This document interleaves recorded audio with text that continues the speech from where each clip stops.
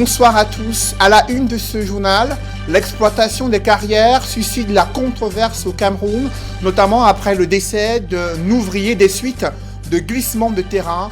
Les populations riveraines déplorent l'insécurité environnementale et la multiplication des accidents tragiques, exposant à la fois des ouvriers et les populations riveraines. Illustration ce soir dans la Lequier, là où pareil drame s'est produit il y a quelques jours. Le monde agricole est en détresse. La production de certains légumes fruits peine à pouvoir être rentable et pour cause, les prix de la tomate ont chuté sur le marché, produits en surabondance dans les espaces marchands, mais les ventes n'ont pas du tout décollé, incapables de les conserver et de les exporter pour cause de fermeture des frontières liées à la crise sanitaire. Des producteurs et revendeurs broient du noir sous le regard silencieux des autorités administratives. Une série de reportages ce soir permet de mettre en exergue la détresse, les difficultés rencontrées par les producteurs de tomates, notamment dans le monde agricole. Nous en parlerons au cœur de ce journal.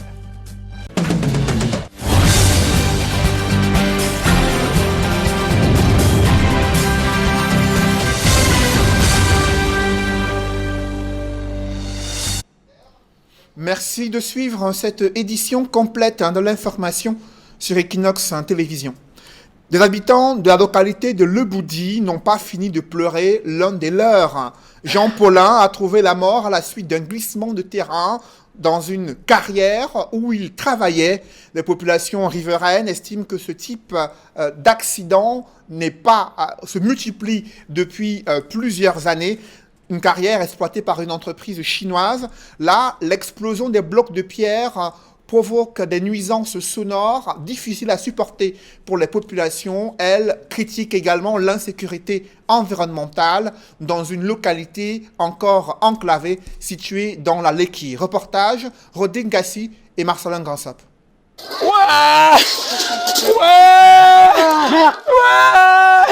La scène est effroyable.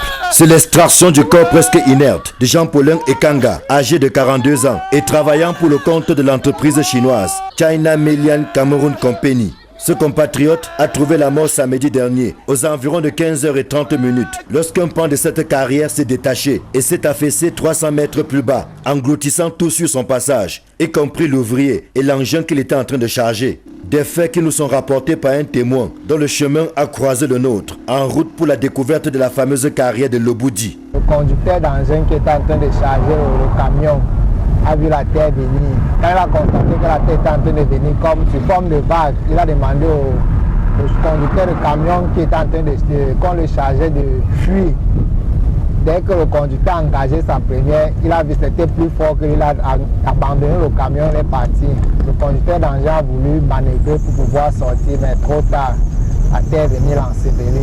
Avant de l'extirper de la terre, le théâtre totalement touché, il a rendu l'âme à l'hôpital.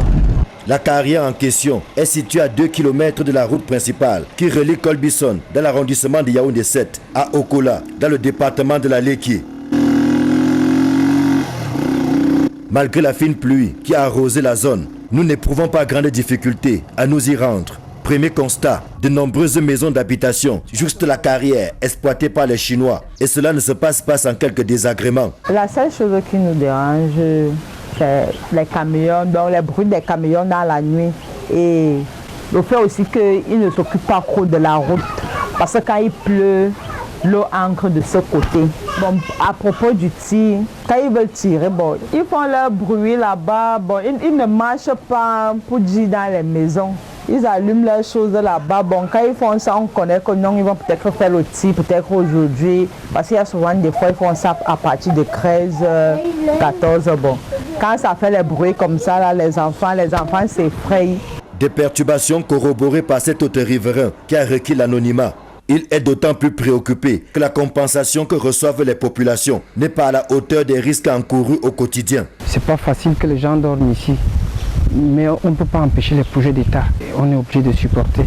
De temps en temps, je remarque que l'investisseur chinois achète quelques porcs avec quelques sacs de riz. Il donne aux autochtones qui d'ailleurs, je ne sais pas s'ils se sont bien informés de ce que la poudre qui se détachent de la zone de carrière peut endommager leur santé. Ce qui est sûr, c'est que chaque jour, on inhale des poutres. L'entreprise, de temps en temps, devrait nous apporter des compensations. Mais je ne vois rien de bon. C'est donc logiquement que les populations riveraines en attendent beaucoup de l'exploitation de la carrière de Leboudi, véritable mine d'or à leurs yeux. Parce que la roche est excessivement grande. Ce n'est pas une roche qui peut finir en 10 ans. Cette entreprise devrait déjà construire peut-être une école, peut-être d'abord une structure de santé qui permette que de temps en temps, les gens font des tests pour voir si leur organisme ne subit pas beaucoup de dommages. Entre-temps, l'activité a repris sur le site après l'incident mortel de samedi, suivi d'une descente sur le terrain du sous-préfet de l'arrondissement d'Okola. L'entreprise chinoise a juste eu le temps d'évaluer les dégâts et de prendre l'engagement d'organiser les obsèques de son employé. D'après les informations puisées à bonne source, ce n'est pas la première fois qu'un drame pareil se produit à la carrière de Leboudi. Il y a quelques mois, c'est un enfant qui est passé de vie à trépas, sensiblement dans les mêmes circonstances. Ici, l'exploitation de la carrière a été précédée par l'installation d'une forte population. De part et d'autre de la carrière, des maisons sont sorties des terres pour une cohabitation qui n'est pas toujours facile. Surtout lorsque de temps en temps, il y a de graves accidents, comme celui de samedi dernier, qui a laissé Jean-Paulin Ekanga sur le carreau, laissant sa famille sans voix.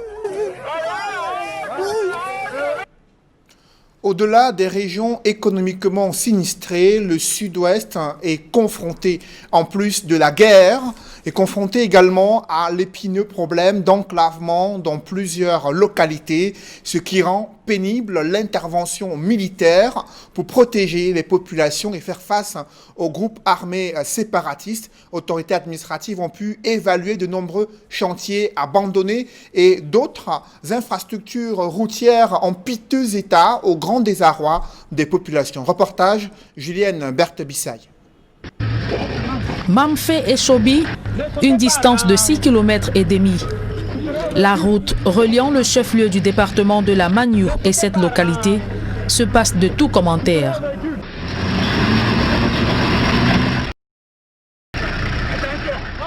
Ici, pas le moindre centimètre sans crevasse, mettant tout véhicule à rude épreuve.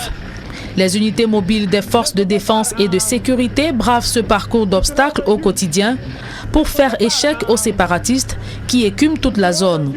Récemment installé dans ses nouvelles fonctions de commandant de la 2e région militaire interarmée, le général de brigade aérienne Eba Benoît vit les réalités du terrain auxquelles font face ces éléments dans leur mission régalienne.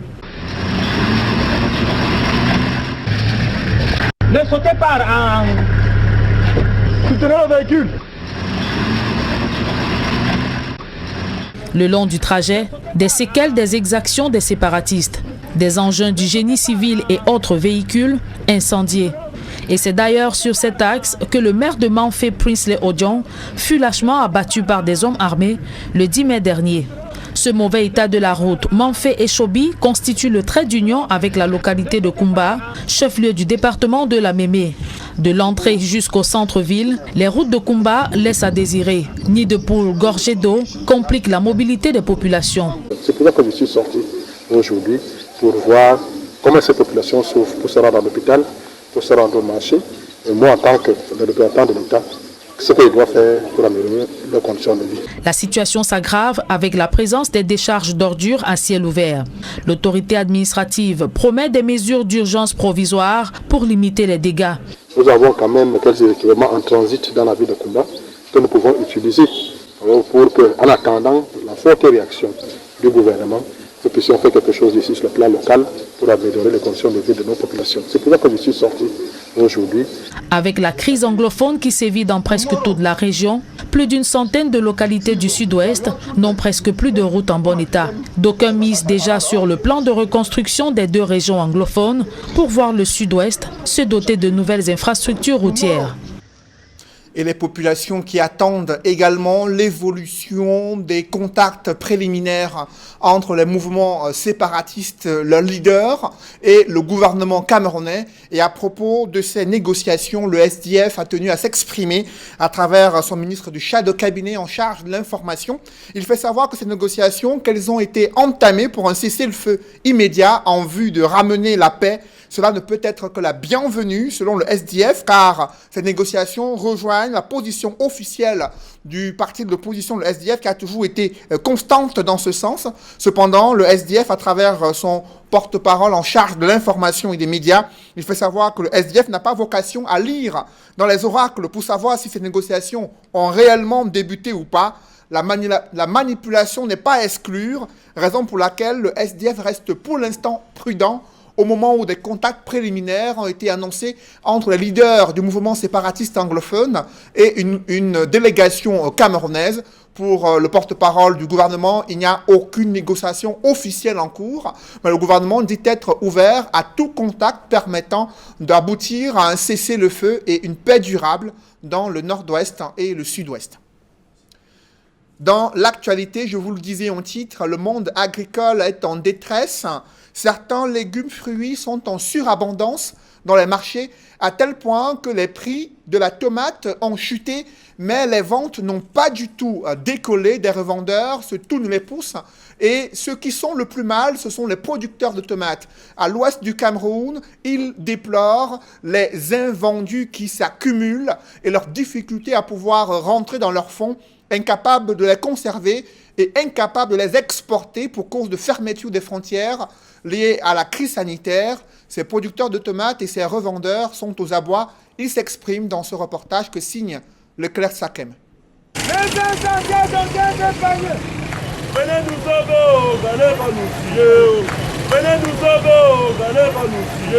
Des cajots de tomates sous un soleil de plomb qui attendent désespérément preneurs. Nous sommes dans les marchés de la région de l'Ouest, l'un des principaux bassins agricoles du Cameroun. Depuis plusieurs semaines, les producteurs de tomates endurent une crise qui frappe le secteur d'activité et qui entraîne une baisse drastique des prix. Le caillou de tomates maintenant, on est au marché, ça a coûté 1500. Pas inondé dans le marché, vraiment, on est même dépassé.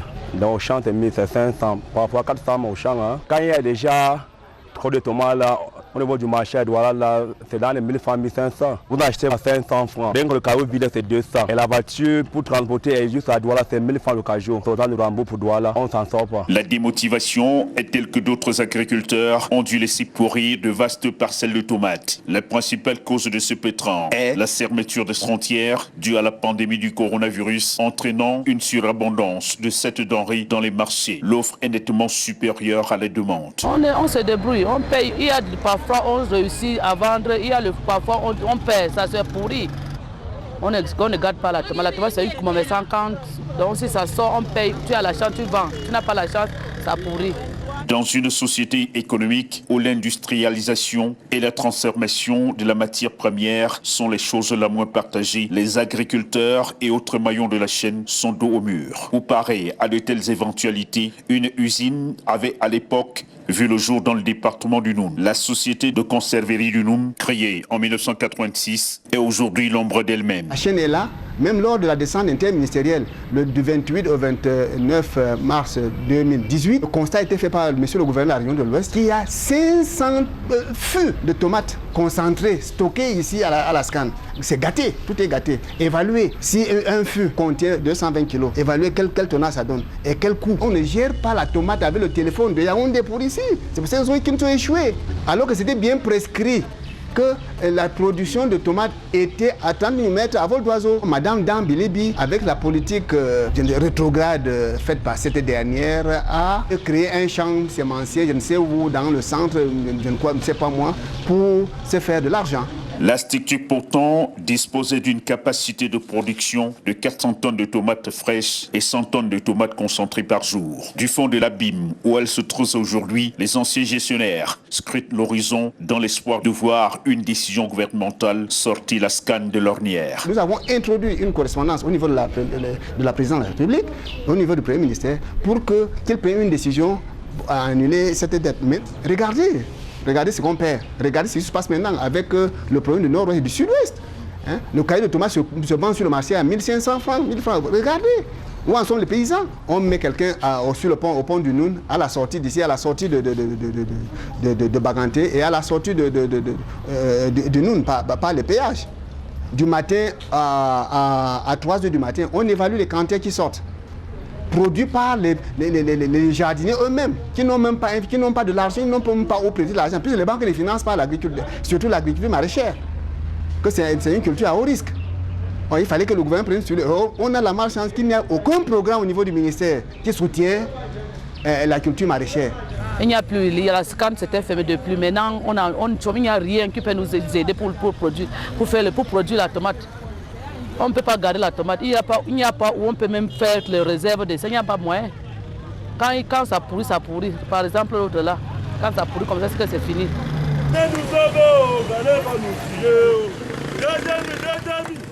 Dans ce chapitre économie, la Chambre de commerce reconnaît que le secteur industriel et commercial au Cameroun les différents secteurs sont lourdement impactés par la pandémie du Covid-19. C'est dans ce contexte de crise sanitaire et crise économique que les délégués doivent être à nouveau mettre leur mandat en jeu pour l'Assemblée constituante de la Chambre de commerce. Cependant, ils reconnaissent leurs difficultés. La Chambre de commerce défend difficilement les intérêts des acteurs économiques. Est-elle inféodée par les pouvoirs publics ou alors peut-elle justement affirmer et défendre les intérêts de ces acteurs économiques? C'est le défi que se donnent certains de ses membres qui font part à ces différentes élections pour le renouvellement des membres de l'Assemblée constituante de la Chambre des commerces, des mines, de l'industrie et de l'artisanat au Cameroun. Évocation avec François Dikoumet et Sylvestre Hippolyte Zangaou. C'est dans un contexte dominé par la crise sanitaire, dont l'impact est fortement ressenti dans le secteur commercial et industriel, que se déroule le renouvellement des 160 membres constitutifs de l'Assemblée plénière de la Chambre de commerce, d'industrie, des mines et de l'artisanat du Cameroun. Nous traversons des période très compliquée. C'est énorme puisque tout était à l'arrêt. Moi, je suis dans le secteur bâtiment et travaux publics. Certains matériaux manquaient, qui devaient être importés, manquaient. Ces mesures gouvernementales pour demander la distanciation, dans mon secteur, c'est assez ressenti énormément. Beaucoup de gens ont fui. Ils ne venaient même plus du tout sur les chantiers. La pandémie du coronavirus n'épargne aucun secteur d'activité. La Chambre de commerce en pleine élection doit pouvoir s'outiller pour faire face aux nombreuses difficultés auxquelles ses membres font face. Mes attentes sont énormes. Nous avons besoin d'industrialiser le Cameroun pour non seulement avoir un prix-value sur nos matières premières, aussi booster notre économie. Parce que quand on suit un peu ce qui se passe à la Chambre, quand on prend les statistiques, on voit qu'il y a beaucoup de choses qui sont importées, alors que nous pouvons le faire au Cameroun. Je reviens toujours dans mon secteur d'activité qui est le textile. Malheureusement, nos gouvernants ne sont pas très proches des stylistes modélistes. C'est vraiment dommage parce que vous voyez un peu ce qui se passe en Afrique de l'Ouest. Venu voter lui aussi, Christophe Ekeng, le président sortant de la Chambre de commerce, est conscient des enjeux. Toutes les économies du monde fonctionnent de manière sinusoïdale. Il y a eu un monde avant le Covid-19, il y aura sûrement un autre monde différent après le Covid-19. Et dans ce monde-là, je pense que nous allons pouvoir compter sur nous-mêmes. Parce que le Covid nous a appris qu'en Afrique, il faut compter sur soi-même d'abord, avant d'aller à l'étranger. Selon les tests qui régissent l'élection dans cette institution, les résultats ne seront connus que dans 15 jours. L'élection de la Chambre de commerce se déroule par section à travers le territoire national et le président de l'institution est désigné par le président de la République. Depuis 2008, c'est Christophe Ekeng qui bénéficie de la faveur du décret du chef de l'État. Allons à présent sur le terrain de la lutte contre la pandémie du Covid-19 sur le continent africain. La polémique enfle autour des chiffres de cette pandémie. En Guinée-Bissau, le gouvernement et la cellule de riposte sont divisés sur le nombre de personnes infectées. Au Ghana, après avoir été en contact avec une personne atteinte de Covid-19, le chef de l'État ghanéen s'est mis en quarantaine pour une durée de 14 jours. Le point avec Nadine Yambou. Sur l'évolution de la pandémie du coronavirus en Guinée-Bissau, la communication gouvernementale sur la situation épidémiologique est au centre d'une vive controverse. Alors que la commission interministérielle de lutte annonce un bilan de près de 1800 cas avec une trentaine de décès, la haut-commissaire chargée de la riposte, nommée récemment par le président Umaro Sissoko, contredit ces chiffres qui, selon elle, ne reflètent en rien la réalité sur le terrain. Dénonçant les faibles capacités de dépistage, le manque cruel de personnel qualifié, du matériel et des centres de prise en charge, l'ancienne ministre de la Santé de Guinée-Bissau, par ailleurs ancienne cadre de l'OMS, Magba Robalo, soutient que ce bilan est bien plus élevé. Le pays ne dispose que de 2 centres de dépistage et les temps d'attente pour les résultats est très long. Les populations, pour leur part, réchignent à se rendre dans les formations sanitaires. Au Ghana, après avis des médecins, le président de la République, Nana Akufo-Addo, est rentré en quarantaine pour une période de 14 jours. D'après un communiqué du ministre ghanéen de l'Information, le chef de l'État a pris cette décision après avoir été en contact avec une personne atteinte de coronavirus. Il a cependant été testé négatif. Mais par mesure de précaution, il a choisi de se mettre en isolement. Un exemple salué ici par la classe politique et la société civile. Il y a quelques jours encore, le secrétaire d'État au commerce et à l'industrie, Kingsley Ahen-Kora, testé positif au coronavirus, a démissionné de ses fonctions. Il aurait, selon certains médias locaux, violé les règles d'isolement à l'embattre campagne aux couleurs du parti au pouvoir dans les bureaux d'enregistrement des électeurs. Le pays lançait alors l'opération de révision des listes électorales pour les législatives de décembre 2020. En République démocratique du Congo, le Parlement vient de voter une fois encore la prolongation de l'état d'urgence sanitaire pour une durée de 15 jours. Les frontières sont fermées, de même que les écoles et les lieux de culte. Des décisions du président Félix Tshisekedi qui visent à freiner la chaîne de transmission. Cependant, en l'absence d'un plan de sortie de crise, des parlementaires congolais redoutent une asphyxie du pays et de l'économie. Dans les centres de prise en charge de coronavirus à Kinshasa, la tension est montée d'un cran. Des agents de santé en colère revendiquent 3 mois d'arriérés de salaire. Ils annoncent une grève illimitée dans les prochains jours. Après la nomination du professeur Louis-Richard Ndiok au secrétariat général du ministère de la Santé publique, un nouveau directeur vient assurer l'intérim à la tête de l'hôpital La Quintini de Douala. Il s'agit de Noël Emmanuel Essomba. Ce maître de conférence en médecine était jusqu'ici directeur de l'hôpital de district de Nilon, dans le 3e arrondissement de Douala. Il est lui aussi remplacé à titre intérimaire par Ndoumbe Jacques Narcisse. Ce sont des décisions du ministre de la Santé publique. 2 nouveaux directeurs désignés à titre intérimaire à la tête de l'hôpital La Quintini de Douala et l'hôpital de district de Nilon. Parlons à présent des tensions entre les maires dans la région de l'extrême nord. L'élection de ceux qui doivent constituer le bureau régional de l'association des maires des villes s'est déroulée sous haute tension. Ils ont critiqué la part belle accordée aux maires RDPC et ils ont évoqué le problème de l'équilibre concernant l'attribution des postes après le scrutin. Nous y reviendrons. Évoquons à présent cette insécurité observée dans la ville de Douala.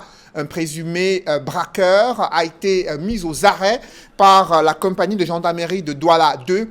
Il est accusé d'être spécialisé dans le braquage des domiciles de luxe et des hautes personnalités de la République. Autre fait divers observé à Douala, c'est le trafic des ossements humains qui continue à être enregistré. Des présumés trafiquants qui sont partis du nord-ouest pour livrer leurs marchandises d'un autre genre à Douala. Ils ont été appréhendés par les éléments de la gendarmerie. On fait le point avec Innocent Abega et Xavier Foka.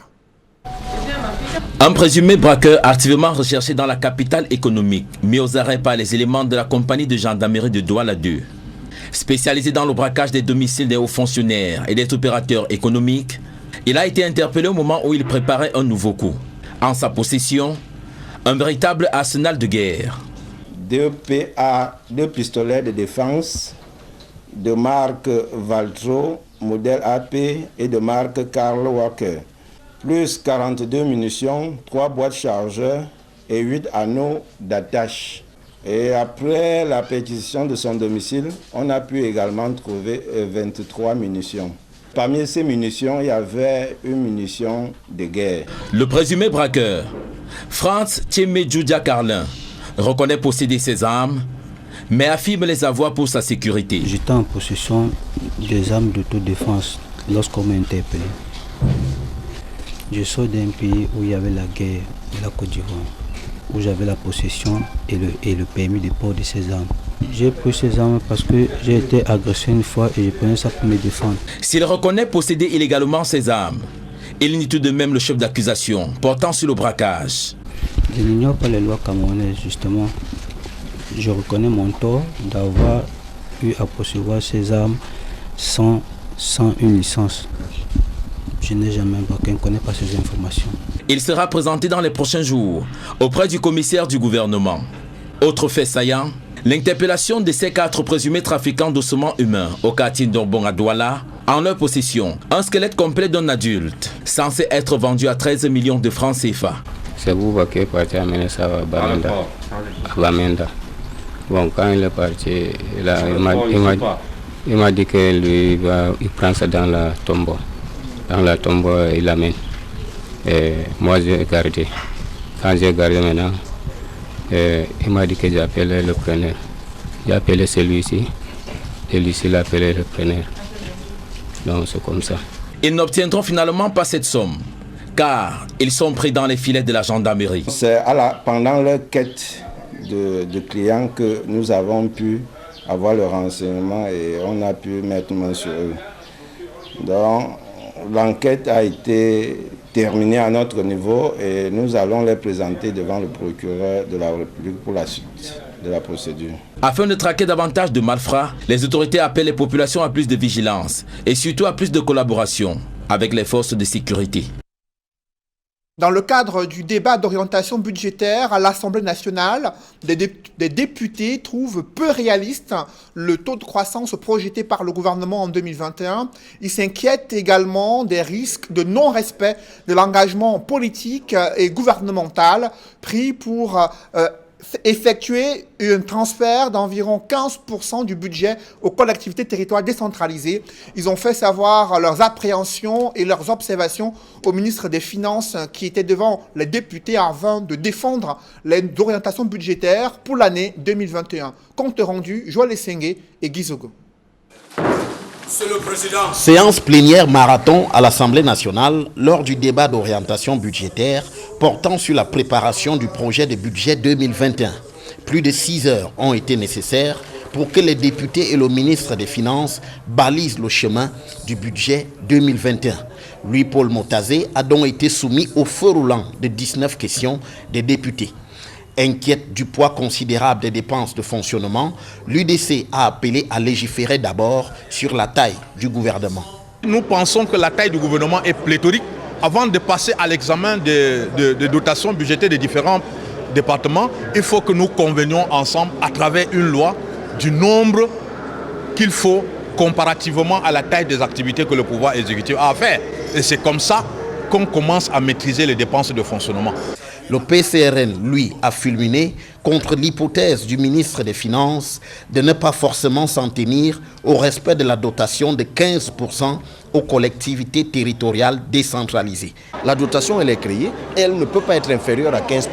Donc j'ai exigé que cela soit noté dans les recommandations et que si cette année ça n'a pas été appliqué, parce que ça peut se comprendre, ça n'a pas été budgétisé en 2019, mais rien ne peut expliquer que cela ne soit pas appliqué dès 2021. Ce sera donc une violation flagrante de la loi. Le SDF, pour sa part, s'inquiétait du sort du Mungo Sud et de la taxation de l'épargne par la TVA. Depuis 5 ans, le Mungo Sud n'a pas d'eau potable, il n'y a pas de lumière dans le Mungo Sud. Le ministre m'a certifié effectivement que l'eau va couler dans le Mungo Sud et précisément en Banga-Mombo. Je suis venu pour dire au ministre Motazé que l'assurance peut développer un pays. Nous n'avions pas apporté la TVA sur les épargnes. Des arguments que le ministre des Finances dit avoir compris en donnant rendez-vous en novembre. Les députés ne se sont pas plaints, les députés ils sont très responsables. Ils ont tout simplement voulu participer et c'est l'objectif de ce débat d'orientation budgétaire. Le débat d'orientation budgétaire n'est pas une discussion budgétaire. Nous aurons le temps de faire cette discussion au mois de novembre pour le budget de 2021. Pour autant, les députés se montrent peu enthousiastes sur le taux de croissance annoncé par le gouvernement pour 2021. Le Cameroun sort de 2020 à un taux de croissance de 1,1%. Comment comprendre que nous sortons de 1,1% et qu'on projette faire 3,2% en 2021? C'est véritablement optimiste et il fallait que le ministre nous explique quelle est la politique qui sous-tend cet optimisme. Le ministre des Finances y voit surtout l'expression du rôle des élus du peuple. Les députés, leur problème c'est qu'ils veulent participer en amont dans le cadrage budgétaire, pour qu'on soit bien sûr, ils sont les représentants du peuple, que nous avons pris en compte les préoccupations du peuple. Il est donc normal que s'ils ont quelques préoccupations, qu'ils nous posent des préoccupations et que nous répondions. C'est ce que nous avons essayé de faire. Rendez-vous est donc pris pour le débat sur le budget 2021. Ce sera en novembre prochain. Le président de la République du Cameroun, Paul Biya, a signé un décret portant règlement général de la comptabilité publique. Il s'agit des règles fondamentales régissant l'exécution des budgets publics, la comptabilité, les contrôles des opérations financières, ainsi que la gestion des deniers, valeurs et biens appartenant ou confiés à l'État du Cameroun. Tous les parcours Vita sont désormais fermés au public jusqu'à nouvel avis. C'est une décision du ministre des Sports. Il invoque les risques de propagation du Covid-19 pour justifier cette décision. Et toujours en sport, la Fédération camerounaise de football enquête sur des paris suspects effectués sur certains matchs de la saison sportive 2019-2020 dans le visa de la commission d'éthique de la FECAFOOT. 60 joueurs, encadreurs et officiels, ils seront auditionnés dès demain, précise la Fédération camerounaise de football, qui dit bénéficier de l'accompagnement de la FIFA. C'est du moins ce qu'elle a fait savoir sur son compte Facebook officiel. Mesdames, Messieurs, c'est la fin de ce journal. Merci de l'avoir suivi. Juste après cette édition de 20h, retrouvez Serge Alain Autou et ses invités pour le débrief du journal sur le plateau d'Equinox Soir. Serge Alain. 4 mois, on va le dire comme ça, 4 mois après les mesures du Premier ministre chef du gouvernement interdisant les rassemblements de plus de 50 personnes, les parcours Vita n'avaient pas été fermés, mais ce n'est qu'aujourd'hui que le ministre des Sports décide de fermer les parcours Vita. Dès demain, les Camerounais n'auront plus accès à ces parcours Vita construits dans les principales villes du Cameroun, là où ils avaient l'habitude de s'y rendre pour effectuer des activités physiques et sportives. Le ministre a justifié cette décision par la propagation du Covid-19, une réaction qui intervient 3 mois après l'éclatement, près de 4 mois après l'éclatement de la pandémie du Covid-19 au Cameroun, au moment où le pays a déjà franchi la barre de 13 000 cas positifs, avec près de 11 000 à 12 000 cas guéris, selon des chiffres officiels. Une décision qui va impacter sur les activités qui étaient pourtant déjà prévues au parcours Vita, que ce soit à Douala, Yaoundé, Ngaoundéré ou encore dans d'autres villes du Cameroun. Décision des autorités sportives de fermer jusqu'à nouvel avis ces différentes infrastructures sportives qui étaient pourtant ouvertes au grand public durant la pandémie du Covid-19. C'est Alain. Voilà, rapprochement et peut-être dans les prochains jours des négociations entre le gouvernement et certains leaders séparatistes, le SDF apprécie. Le SDF également reste prudent. Il sait qu'il y a eu des contacts préliminaires entre les leaders du mouvement séparatiste anglophone qui sont en instance de justice au Cameroun et une délégation conduite par des autorités camerounaises. Au moment où le gouvernement, quant à lui, dit officiellement qu'il n'y a pas eu de négociation, le SDF souhaite rester prudent. Cependant, il se félicite si de telles négociations seraient en cours en vue d'aboutir à un cessez-le-feu et une paix durable. Pour le SDF, cela rejoindrait la position initiale de ce parti de l'opposition qui avait depuis de nombreuses années, depuis 2016, appelé à un véritable dialogue pour éviter la guerre. C'est du moins ce qui ressort du communiqué signé de Jean-Robert Wafo, ministre du Shadow Cabinet, chargé de l'information au sein du SDF. Voilà, madame, monsieur, c'est donc l'essentiel et qu'il en soit. Deuxième partie, bonne soirée à vous, Cédric. Bonne soirée à vous, Serge Alain. Rendez-vous demain. 20h.